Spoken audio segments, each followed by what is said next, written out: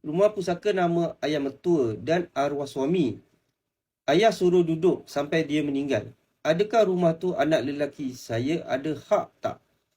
Okey, saya faham dekat sini separuh nama bapa mertua, separuh nama arwah suami. Okey, yang bahagian arwah suami tu anak ada bahagian. Dia memang ada bahagian dan puan pun ada bahagian sebagai isteri. Waris faraid kepada suami, isteri dan anak-anak termasuk dengan bapa mertua yang hidup.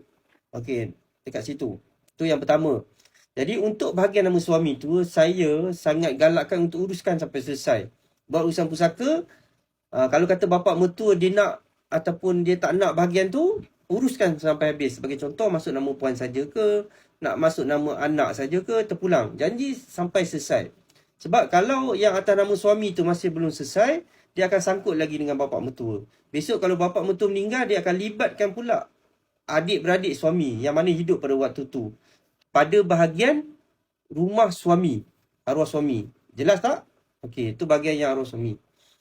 Untuk bahagian bapa mertua tu, sebenarnya separuh tu dia akan pergi dekat adik-beradik arwah. Dekat sini yang akan ada masalah.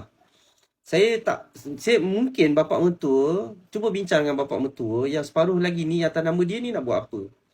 Kalau dia sudi nak lepaskan bahagian dan dia pun tak duduk pun kat rumah tu, boleh bincang sama ada nak bahagi dekat puan ataupun dekat anak.